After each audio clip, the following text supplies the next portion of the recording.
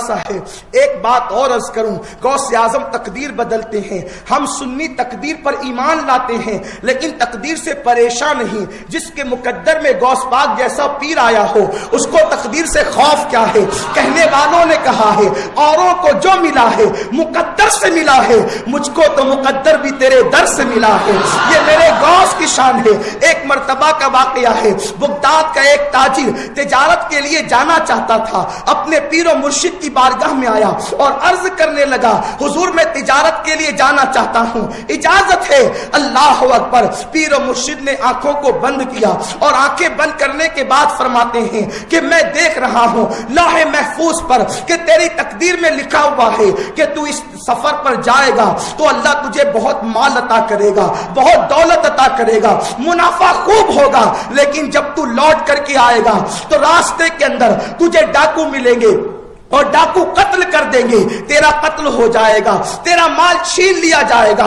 اللہ اکبر، یہ کیفیت تھی۔ اور پھر آپ نے فرمایا، یعنی ان کے پیر و مرشد نے کہا ایک کام کرو سفر پر نہ جاؤ، لیکن آپ جانتے ہیں تاجروں کا حال کیا ہوتا ہے، تاجر کے لیے بڑی قیمتی چیز مال ہوتا ہے۔ اگر پیر نے منع کر دیا کہ لیکن یہ بھی کہا کہ تیرے مقدر میں بہت سا مال لکھا ہے، اس سفر میں منافع بہت ہوگا، وہ تاجر تھا، رکنے والا کہا تھا، اس نے سوچا پیر و مرشد منع کرتے ہیں، خوش نصیبی یہ ہے کہ میں بغداد میں رہتا ہوں، یہاں پیر کے علاوہ پیرانے پیر بھی موجود ہے، اس سرزمین پر پیرانے پیر بھی بستے ہیں، چلو چل کر ان سے پوچھتے ہیں۔ غوث پاک کی بارگاہ میں آیا، حضور کیا کروں، کیا میں جا سکتا ہوں؟ اللہ اکبر، پیر نے جو منع کیا تھا وہ کچھ بھی نہیں بتایا۔ اللہ اکبر، کیفیت یہ تھی۔ ایسے عالم میں میرے غوث نے آنکھیں بند کی اور نگاہوں کو نیچے کیا، گردن کو نیچے کیا، فرماتے ہیں جا، اللہ تیری حفاظت کرے۔ پیر نے منع کیا، میرے پیرانے پیر نے اجازت عطا کر دی۔ اللہ اکبر، تاجر نکلا، سفر پر روانہ ہوا، پیر کے کہنے کے مطابق اس کو بہت مال ملا، بہت منافع ملا، خوشی خوشی واپس آ رہا تھا، راستے میں ایک جگہ پر مال بھول گیا اور تھوڑی دور آ کر کے سو گیا۔ جب سویا تو خواب میں کیا دیکھا کہ بہت سے ڈاکو آتے ہیں اور آنے کے بعد اس پر حملہ کرتے ہیں، اس کے وجود کو ٹکڑے ٹکڑے کر دیتے ہیں، اس کا مال چھین لیتے ہیں۔ ایسا ڈراؤنا خواب دیکھ کر جب وہ بیدار ہوا تو اس کا پورا وجود تھر تھر کانپ رہا تھا، لیکن وہ خوش تھا، تکلیف بھی تھی، خوف بھی تھا، لیکن ایک طرح کی خوشی بھی تھی کہ میں نے خواب تو دیکھا ہے، حقیقت میں میرے ساتھ ایسا نہیں ہوا۔ جب مال دیکھا تو مال نہیں ملا، پتا چلا کہ مال وہ کہیں پر بھول چکا ہے، وہاں گیا تو مال موجود تھا۔ مال لے کر کے جلدی جلدی شہر بغداد کی طرف روانہ ہوا۔ جب بغداد محلہ کے قریب پہنچا تو دل میں خیالات آتے تھے، پہلے پیر سے ملاقات کروں یا پہلے پیرانے پیر سے ملاقات کروں۔ پیر نے تو منع کیا تھا۔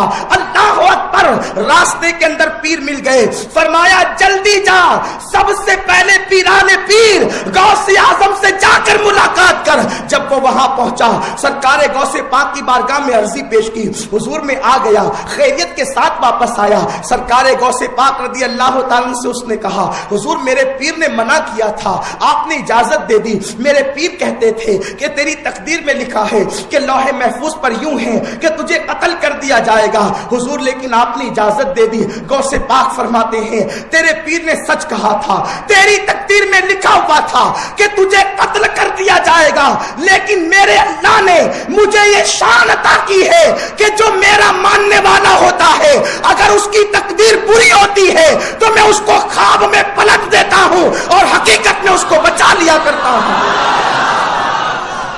میرے ماننے والے سے میں اس کی تکلیفوں کو خواب میں پلٹ کر حقیقت میں بچا لیتا ہوں۔ یہ میرے غوث کی شان ہے۔ اس طرح کی بہت سی باتیں ہیں، تقدیریں بدل دی۔ ایک مرید تھا آپ کا، صبح کے وقت فجر کے وقت ہانپتے کانپتے آیا، کہا حضور آج میں نے خواب دیکھا، بتانے کی ہمت نہیں ہوتی۔ فرماتے ہیں بتاؤ کیا بات ہے؟ کہ میں نے 70 اجنبی عورتوں سے زنا کیا اور زنا والا خواب دیکھ کر مجھ پہ غسل کی حاجت ہوئی۔ فرماتے ہیں ڈر مت، میں نے رات تیری تقدیر جب پڑھی تو اپنے اللہ سے کہا اللہ میرا مرید ہو کر یہ زنا کرے گا، جب زنا کرے گا تو جہنم میں جائے گا۔ میرے کریم میری خاطر میرے اس مرید کی تقدیر بدل دی۔ اللہ نے فرمایا عبد القادر تیرے لیے جو حقیقت میں یہ زنا کرنے والا تھا 70 اجنبی عورتوں سے، اس کو خواب میں دکھا دیا جائے اور حقیقت میں اس کو زنا سے بچا لیا جائے۔